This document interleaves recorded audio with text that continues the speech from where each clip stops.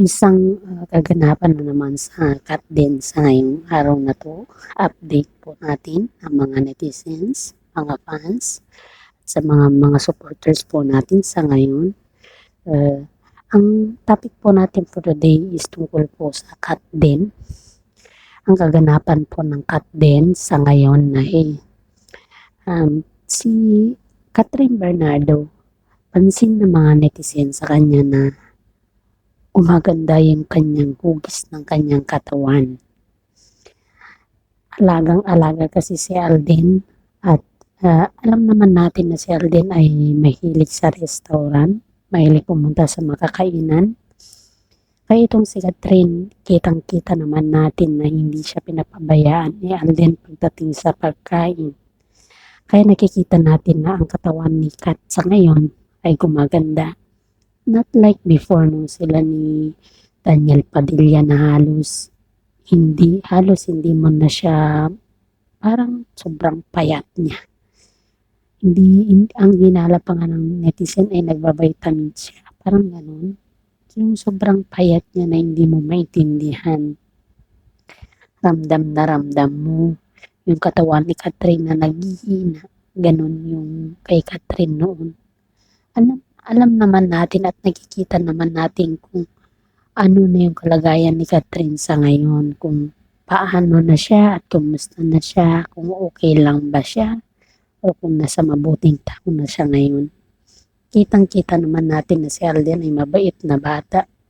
Sila ay mabait na parehas. Kaya hinala ng mga netizen sa kanila na hiyang ni Catherine si Alden at ganoon din si Alden sa kanya.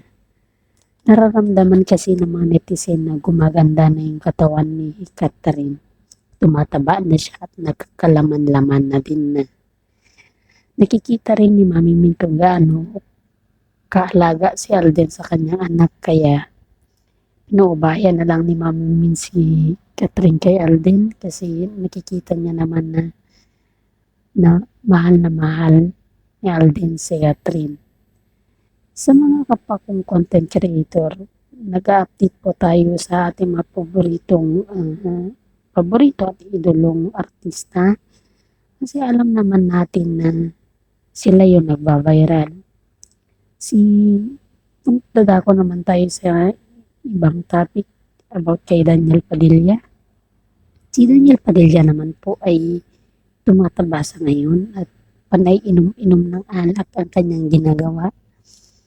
Hindi kagaya noon na yung kahit saan siya pumunta, nandun pa rin si Catherine. Kahit pumunta lang yan sa kung kahit saan lang, kasama niya si Catherine. Pero sa ngayon, spotted si Daniel din na may kasama siyang babae. Di lang kasi nila na isa publiko ang lahat na may kasama siyang babae kasi yung karir ni Daniel ay bumababa. Nakikitaan naman ng mga netizen sila sa mga pribadong restaurant pero nagtatakip sila ng mga mukha, gumagamit sila mga disguise clothes at hindi lang yan, yung nakikita din nila kung gaano kamahal ni Alden gaano kamahal ni Daniel yung partner niya ngayon. Alam naman din natin na ilang buwan na, mag-iisang taon na yung breakup nila Daniel Padilla at saka si Catherine Bernardo at nakikita din natin yung pagbabago sa kanilang dalawa. Pansinin ninyo yung mga latest photo nila, yung mga latest ganap nila. Si Daniel halos sumaki yung katawan niya at nawala na yung parang padilya niya ba. Parang kumbaga bumaba talaga siya. Samantala si Catherine, kahit anong ganap kay Catherine, palagi siyang nagpa-viral. Ang laki ng diferensya. Noong naging silang dalawa, halos payat silang dalawa. Pero nung nagkahiwalay na sila, nakikita mo yung lumaki at may laman na yung mga kanilang katawan. Kaya hinala ng mga netizen na siguro hindi sila swak para sa isa't isa at hindi sila tadhana para sa isa't isa.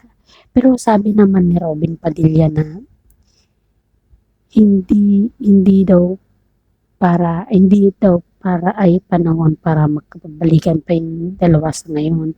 Pero may oras daw na sila rin yung makapag-balikan. Sabi naman ng mga netizen, bakit si Robin ang nagsasabi niyan at hindi si Daniel? Bakit hinahayaan ng mga kampo ni Daniel na ang tito niya magsabi niyan at bakit hindi siya mismo, 'di ba? Tama naman ng mga netizen kung tutusin natin. Kasi ang breakup naman nila is sila lang naman dalawa ang gumawa. Isipin mo 'yon. Wala namang ibang gumawa doon kundi sila lang.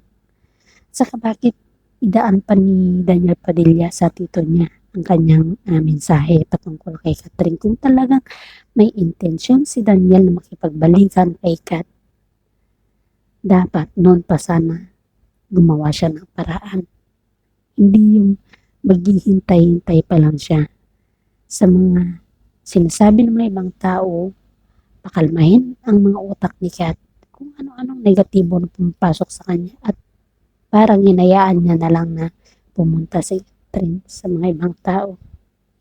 Kaya lahat mga hinala ng netizen na hindi tama yung paghandle ni Daniel kay Catherine dahil wala din siyang sariling idea at decision.